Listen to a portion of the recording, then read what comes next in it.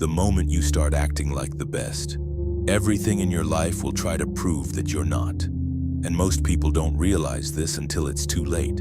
Sometimes the hardest thing in life is realizing that the only thing standing between where you are and where you want to be is a decision, not luck, not timing, not talent. You, right now, deciding that you are worthy of more.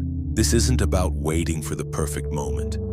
It's about understanding that the moment is already here. The Stoics believed this deeply. Epictetus taught that we cannot control external events, but we can control how we respond.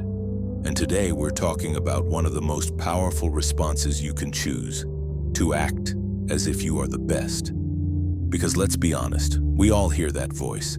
The one that says, you're not ready, you're not good enough, not yet. But what if you didn't need to feel ready? What if becoming the best starts the moment you decide to show up like you already are? There was a time when a young man named Victor felt invisible, not because people couldn't see him, but because no one noticed him. He lived in the background of his own life. He watched others speak with confidence while he stayed quiet. He watched others take risks while he hesitated. He watched others move forward while he stayed stuck. Victor wasn't lazy. That's what made it worse. He tried, but every time he got close to something meaningful, something inside him pulled him back. A job opportunity? I'm not ready. A chance to lead. Someone else is better. A moment to speak. What if I mess up? And slowly those thoughts became his identity. He had a friend named Daniel. Daniel wasn't extraordinary, not more intelligent, not more talented, but he moved differently. He spoke like he belonged. He acted without overthinking. He took risks without waiting for permission. Victor studied him, watched him, compared himself to him, and every time came to the same conclusion: Daniel is better than me. That belief became Victor's quiet prison. One afternoon, they both applied for the same opportunity, a leadership role. Victor had the skills, the knowledge, the potential, but when it came time to step forward, he hesitated. Daniel didn't. Days later, the result came. Daniel got the position. Victor didn't. That night, Victor sat alone. No distractions, no noise, just his thoughts. And for the first time, he didn't blame the world. He didn't blame luck. He didn't blame timing. He looked at himself and saw the pattern.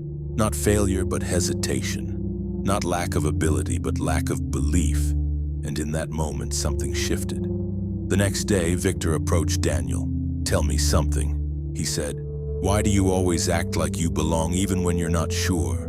Daniel paused, then said something Victor would never forget.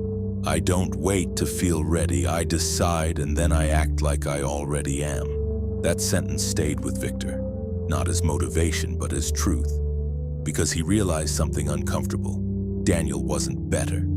Daniel just never placed himself beneath anyone. Victor did. That night, Victor made a decision. No announcement, no big speech, just a quiet shift. From that moment on, he would act as if he was already the best. Not superior to others, but no longer inferior to them. The next morning, nothing had changed. Same job, same people, same environment. But Victor was different. He walked into work and spoke up. His voice wasn't perfect, but it was heard. He volunteered for tasks he once avoided, even when he felt unqualified.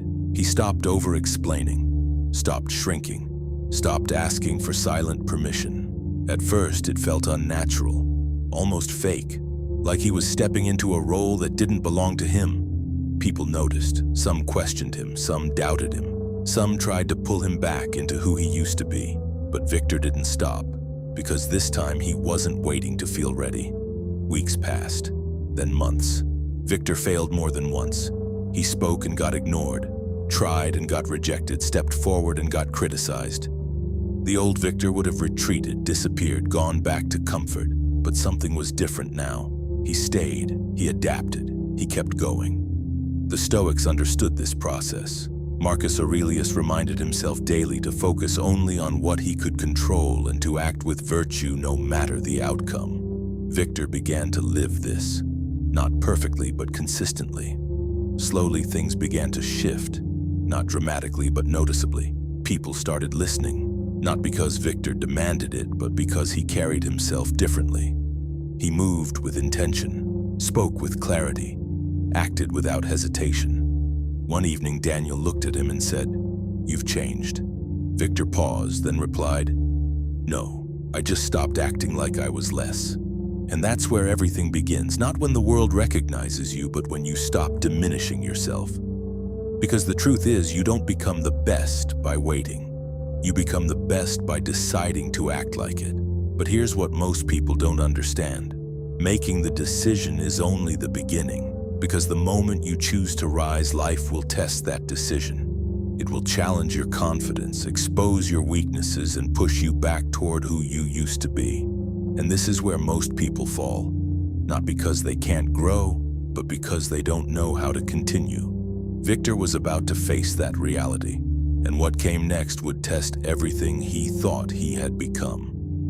At first, acting like the best felt powerful. He moved differently, spoke differently, thought differently. But then life responded, not with ease, but with pressure. Because the moment you raise your standard, everything that doesn't match it starts to resist. People question you, situations challenge you, and most importantly, your old self fights back. Victor began to notice it. The same voice that once controlled him returned. "You're doing too much. Who do you think you are? You're going to fail." And this time it was louder. This is the part no one talks about. When you decide to become better, you don't immediately feel stronger.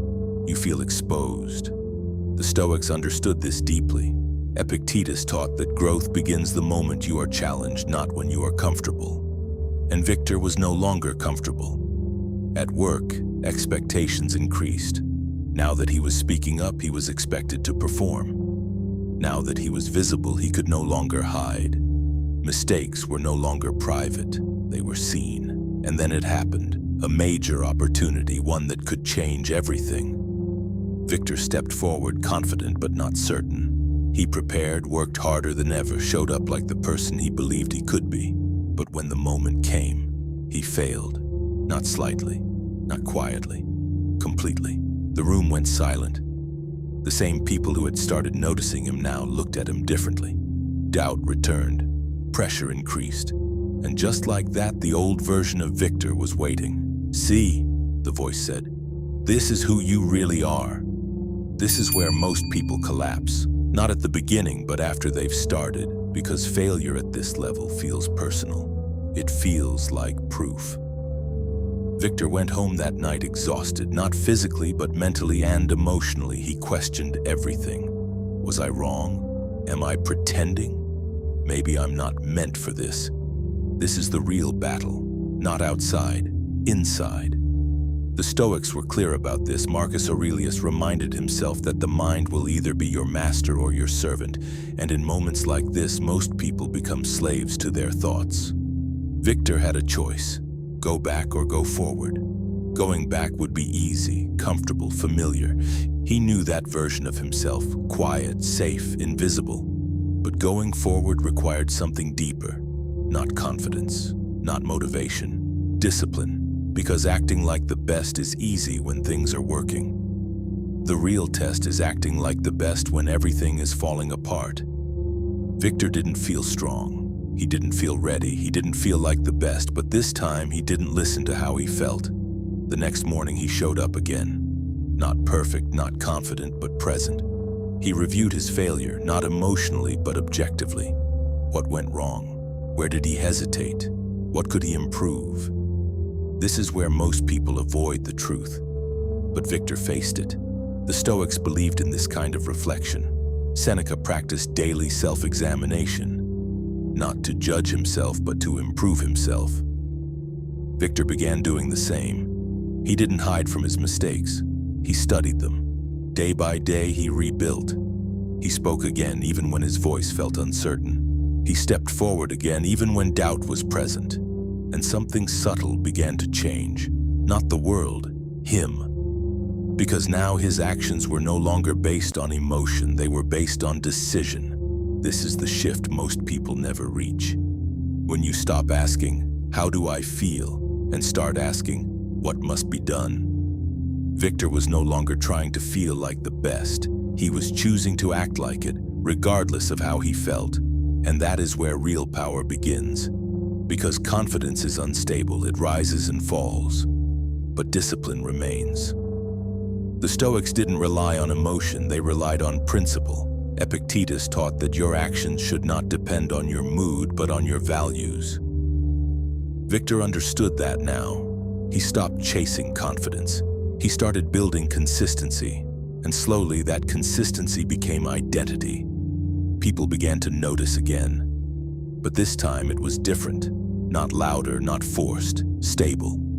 Victor no longer reacted to everything. He didn't rush, didn't panic, didn't shrink. He moved with control. And that's when something unexpected happened.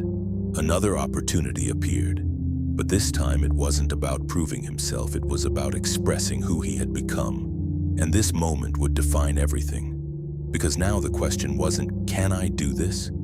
It was, will I stay who I've become when it matters most? And what Victor did next is what separates those who try from those who transform. Victor had faced his doubts, his failures, and the pressure that tried to pull him back. And now, something remarkable had started to happen. The man who once hesitated at every challenge was no longer waiting for permission. He was creating his own path.